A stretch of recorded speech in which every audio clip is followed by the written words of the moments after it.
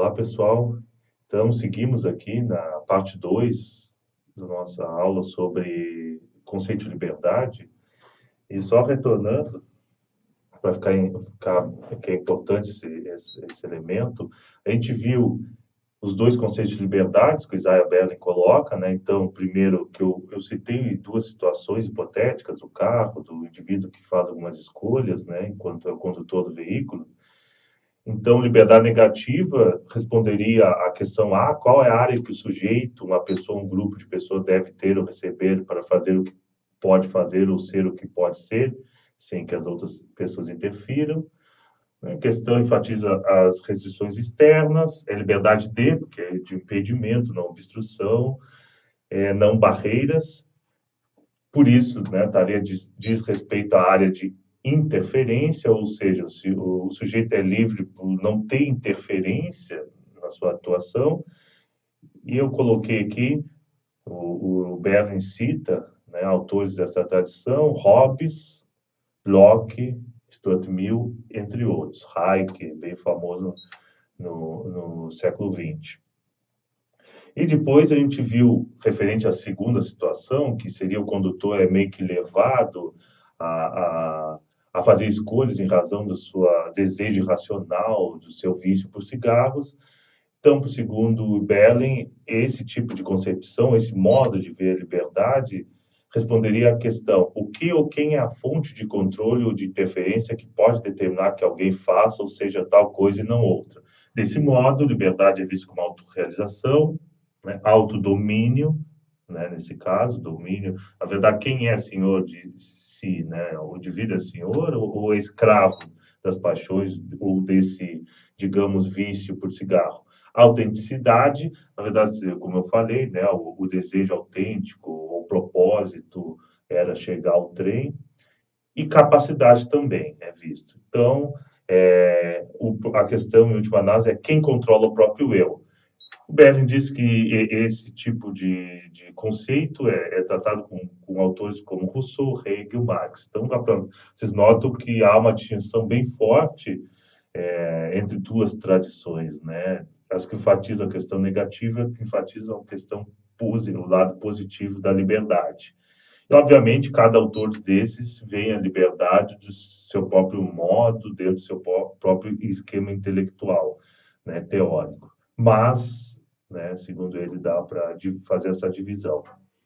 O que acontece aqui, o que eu quero trazer hoje, é que após apresentar isso, Isaiah Berlin coloca o que a gente pode chamar de paradoxo da liberdade positiva, ou seja, o botei perigo do autoritarismo, disse, né, que essas concepções positivas de liberdade poderiam levar ao autoritarismo.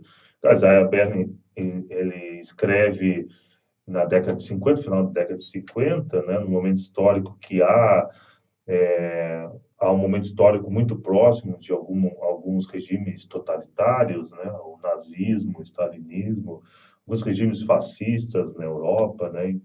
Então ele está nesse ambiente e pensando, né, os temas de filosofia também dentro desse ambiente e olhando os autores, né, da tradição também. A questão, então, que o Isaiah Berlin coloca, olha, que o conceito positivo de liberdade acaba fazendo uma distinção entre dois eus. Então, o conceito positivo acaba dividindo a questão da pessoa em dois eus. Um eu verdadeiro, né? Então, a ideia de um eu que seja verdadeiro, aquele que é o eu real, aquele que é ideal, autônomo, de fato, que chama de eu verdadeiro, e o eu inferior. O eu inferior é aquele dos impulsos irracionais, desejos incontroláveis, natureza inferior, empírico. A ideia aqui, né, o eu inferior seria aquela ideia do viciado em cigarros, né? Tu tem, de fato, um eu inferior que é tomado pelos vícios, é levado pelos vícios, é irracional, na verdade ele não segue os seus reais propósitos, né? E aí essa distinção, há um verdadeiro eu, aquele dos reais propósitos, da autenticidade, e um eu inferior. Então, num primeiro momento, o Isaiah disse, olha, essas concepções fazem essa distinção, não? E acabam, num segundo momento, né, fazendo uma relação entre o eu verdadeiro e a coletividade. o eu, o ego, né, que é eu em latim, é concebido como algo mais amplo que o indivíduo. Então, cito aqui o Berlin, o ego, o eu verdadeiro, pode ser concebido como algo mais amplo que os indivíduos, como um todo social, do qual o indivíduo constitui um elemento ou um aspecto. Uma tribo, uma raça, uma igreja, um estado, a grande sociedade dos vivos, dos mortos, dos ainda estão por nascer. Essa entidade é então identificada como sendo o eu verdadeiro, que, impondo sua própria vontade coletiva ou orgânica sobre os membros recalcitrantes, consegue a sua e, em consequência deles, própria liberdade superior. Aqui a gente vê o Isaiah Berlin critica tanto a tradição, algumas concepções, quando ele fala a sociedade dos vivos, mortos e ainda estão por nascer, critica alguns aspectos do conservadorismo filosófico, né, conservadorismo político, e também alguns regimes, tanto o marxismo, o socialismo, com essa ideia de digamos, de um todo social, pode ser também uma classe, ou a questão de uma igreja, algumas concepções religiosas, uma raça no ideal nazista, todas essas coisas. E aqui, claro, aqui eu já aviso de antemão que não é disputa aqui, por exemplo, uma coisa que está agora em pauta, assim, discutir se nazismo é de esquerda ou de direita, ou se o nazismo é a mesma coisa que comunismo, ou que o nazismo é a mesma coisa, por exemplo, que os regimes do socialismo real. Não é nada disso. A gente não pode cair nesse tipo digamos, de falta de pontualidade e de tratar maus conceitos. Você está dizendo o que? Que existe quando se pega o eu, é concebido como algo mais amplo que o indivíduo, isso pode ser visto em várias concepções. Ele citou alguns. Né? Quando a gente acha que o eu coletivo pode ser uma tribo, uma raça, uma igreja, um estado, em outras passagens vai dizer uma classe e assim por diante. Esse é o ponto, na relação entre o indivíduo e um todo. E o que acontece, né? Quando tu relaciona, Luiz Alberto, tu relaciona o eu, né?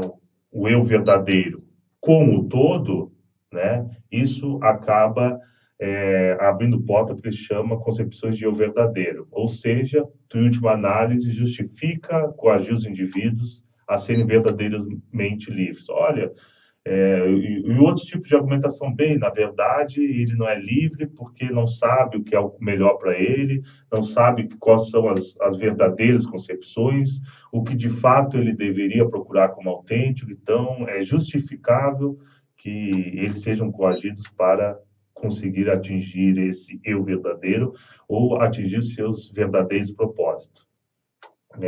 Então, algumas ideias que estão por dentro dessa concepção de eu verdadeiro, se eles não fossem cegos, ignorantes, corruptos, mais esclarecidos, seguiriam os verdadeiros objetivos. Então, trata uma ideia de eu verdadeiro, há um verdadeiro, entre aspas, objetivos, e em razão das pessoas serem ignorantes ou não perceberem os verdadeiros objetivos, acabam não seguindo. Então, isso legitimaria, né, concepções totalitárias. Se a gente vê o século XX, os mais famosos são o regime nazista e o regime stalinista, e ele também está olhando para esse tipo de regime, né? Não só para esse, mas regimes que ele diz que acabam, digamos, justificando uma coerção aos indivíduos em busca de uma ideia do verdadeiro eu, né? Que os indivíduos não saberiam quais são os seus verdadeiros objetivos. Outro elemento, minha coerção é em benefício, interesse próprio, obviamente. Se o indivíduo possui dentro dele, digamos, verdadeiros objetivos, a coerção, em última análise, seria legitimada porque, na verdade, é por interesse do próprio indivíduo. Dentro deles há uma entidade oculta, um desejo racional latente ou propósito verdadeiros que eles não seguem em razão do pobre eu empírico. O Isaiah Berlin traz todas essas questões. Leio aqui uma passagem que fica mais claro essa ideia. Uma vez que eu tenha adotado tal ponto de vista, estão em posição de ignorar os verdadeiros desejos dos homens. Ou assim, os verdadeiros desejos dos homens no sentido do que as pessoas de fato desejam. E aqui, obviamente, as pessoas podem errar.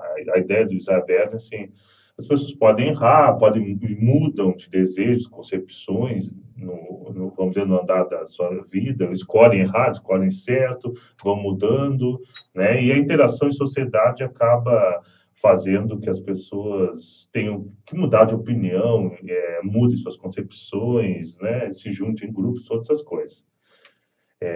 Então, seguindo aqui, ou das sociedades, para oprimir, maltratar e torturar, torturar em nome de seus eus verdadeiros, com a firme certeza de que, qualquer que seja a verdadeira meta do homem, felicidade, cumprimento do dever, sabedoria, uma sociedade justa ou realização pessoal, precisará ser idêntica à sua liberdade, à livre escolha de seu eu verdadeiro, embora quase sempre sufocado e desarticulado. A questão é aqui a seguinte, então imagina, então se estabelece, né, a ideia é a seguinte, então um grupo estabelece o que é a verdadeira meta do homem, isso pode ser, não importa o conteúdo, a felicidade, o verdadeiro método do homem é o cumprimento do dever, a sabedoria, a sociedade justa, entre outras coisas, e a partir disso se justifica maltratar, torturar, oprimir em razão desses, digamos, ideais. Esses ideais que seriam, digamos, os verdadeiros, por isso, entre aspas, né, seria uma concepção de eu verdadeiro, e em razão da ignorância das pessoas, né, elas não percebem que isso são os verdadeiros ideais. Então, na verdade, a autor de filosofia política sempre lutou contra, né, sempre escreveu e lutou contra essas formas, né, desse tipo de forma de opressão, de coerção, de regimes, diversos regimes, e aqui a gente pode categorizar regime de direita, esquerda, isso não veio o caso, mas dentro de uma ideia, digamos, de como Isaiah Berlin vê a liberdade, como ele vê o problema desses regimes e concepções de eu verdadeiro, ele estaria criticando tanto o stalinismo, né, quanto o nazismo, quanto uma ditadura militar, como é o caso do Brasil, né, quanto outros regimes fascistas na Itália, na Espanha. O ponto aqui é sempre essa questão do eu verdadeiro. Outra questão, né, é a retirada para a cidadela interior. Na verdade, aqui o Isaiah Berlin ele coloca assim a relação entre desejos e liberdade. Por quê? Porque é meio complicado, assim. Ele diz, olha, se a gente estabelece que há uma relação entre desejos e liberdade forte, se a gente diminui os desejos de uma pessoa, ou se a pessoa não tem um desejo que é proibido, por exemplo, ela então se tornaria mais livre ou menos não livre. Por exemplo, para ficar mais fácil, vocês imaginem o caso de mulheres no Oriente Médio que têm certas restrições à liberdade, que não podem sair na rua desacompanhadas de algum homem, né, de algum familiar, marido, entre outros. Alguns locais estão várias restrições que essas mulheres. Então, imagine uma guria que queira ser mais independente, cuidar da sua vida, ter um emprego que ela escolheu, casar com o que ela bem quis. Em alguns pode. De fato, há uma restrição a isso. Então, imagine que a partir de amanhã ela não queira mais, não tem esse desejo. Então eu não vou ter mais esse desejo de fazer isso, de querer ser mais dependente, né? Ela não se tornava mais livre. Na verdade, a restrição continua existindo. O que acontece é que ela não vai ter o desejo. Mas caso ela tenha o desejo de autonomia sobre a vida dela, a restrição existirá. Por isso que o Isaiah Berlin aponta que é problema. É um problema quando se relaciona desejos e liberdade, porque pode ocorrer esse tipo de, digamos, de situações em que então tu retira simplesmente o desejo das pessoas, um desejo que não é elegível, né, por causa que há uma restrição, e e não há, digamos, não te torna mais um âmbito mais livre ou menos não livre, né? Por isso que há um problema nisso. E se tomar passagem dele, se eu tiver uma perna ferida, há 2 métodos para me libertar da dor. Um é curar a ferida, mas se a cura é muito difícil ou incerta, há outro método. Eu posso me livrar da ferida cortando a minha perna. Ou seja, algumas restrições são tão fortes, né, são tão difíceis que o indivíduo acaba se retirando de uma cidadela interior, né? Isso não quer dizer que de fato eles tenham se tornado mais livres. Isso só quer dizer, continua a restrição ali. Aqui, e por fim, uma distinção, né? Eu já falei, né? Se ser livre está relacionado a desejar fazer algo, o simples fato de desejar menos coisas que a pessoa não pode fazer reduziria a sua não liberdade, como eu falei. E mas há outro elemento, né? Também é complicado, segundo o Berlin, fazer uma relação entre liberdade e felicidade. Por quê? Eles citam, a gente pode ver o caso do escravo feliz, né? Vocês imaginem, né, um escravo que seja feliz. Por N razões. Ele ainda permanece na sua condição de escravo. E para um autor de uma tradição liberal, como o Isaiah Berlin, eu acho razoavelmente para a grande maioria das pessoas, não achariam que esse escravo é de fato uma pessoa livre, né? Mesmo que ele seja feliz, mesmo que ele se sinta feliz, porque há uma distinção entre ser livre e sentir-se livre, né? Muitas vezes a pessoa se sente livre, mas há várias restrições, né? E se sente livre e tem essa, digamos, essa falsa sensação de liberdade, ou que não há restrição, em razão de lavagem cerebral, em razão de uma cultura muito, digamos, em alguns locais do Oriente Médio, né? Uma cultura que impõe fortemente, até, digamos, em algum lugar, de fato, lavagem cerebral. Mas, às vezes, muitos aspectos culturais, aí a gente, um exemplo bem palpável é o caso de mulheres em algumas, digamos, em algumas sociedades, que elas, de fato, né, acabam, muitas mulheres se acostumando com aquilo e não desejando, ou mesmo sendo feliz, mas isso não muda a condição que há várias restrições e desejar ou não realizar algo não muda esse fato de existir essas restrições à liberdade, caso elas escolham, né? Claro, o Isaiah que está vendo a liberdade no sentido negativo como não interferência, né? E a crítica aqui às concepções positivas no primeiro momento, né? Por relacionar essa questão da liberdade individual, do eu particular com um todo. Mas seria isso, eu procurei trazer do Isaiah Berlin nessas 2 aulas. Primeiro, trazer, até citando outros autores, a questão da liberdade negativa e positiva, e isso aqui é só o primeiro passo, né, no entendimento do debate sobre a liberdade, né, conceito de liberdade. Depois a gente tem também os republicanos, que ali eu não trouxe, porque seria já sairia muito, né, eu trouxe só o início do debate.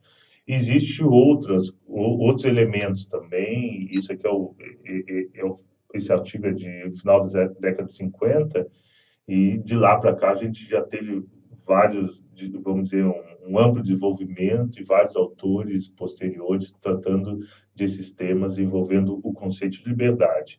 Mas é bom, é interessante entender que a partir digamos, dessa distinção, essa grande distinção entre liberdade negativa e positiva, a gente pode, de fato, pensar as concepções políticas. E só para terminar, para você ter uma ideia, eu acredito que, de modo geral, a questão de liberdades individuais, que seria no sentido negativo, ir e vir, liberdade de clero, né, religiosa, liberdade de expressão, liberdade de pensamento, todas essas liberdades nós estamos bem acostumados, né, esse sentido negativo, assim. E outra, eu até volto aqui, outra modo de ver a liberdade, que talvez também a gente esteja bem acostumado, é ver a liberdade como capacidade, como eu falei no sentido positivo, né? Que é a ideia do estado de bem-estar social, como nós vivemos no ambiente de estado de bem-estar social, nós também estamos acostumados, digamos, com esse modo de ver a liberdade. liberdade como a ideia de ter certas capacidades que envolvem elementos econômicos, para, a partir disso, conseguir buscar nossas concepções de bem, nossas concepções de vida feliz. E aí eu coloquei o debate aqui para a gente, para cada um, a partir disso, conseguir, né, entender esse debate, né, entre liberdade, conceito de liberdade do modo, ir atrás, isso aqui é só uma pincelada, e ver o modo, né? Isso tem várias ramificações e isso aqui, cada modo desse, tanto a liberdade negativa como a positiva, como autodomínio, como capacidade, autorrealização, cada elemento desse foi tratado por autores diferentes, de modos diferentes. Bem, mas seria isso, então. Bons estudos e tchau.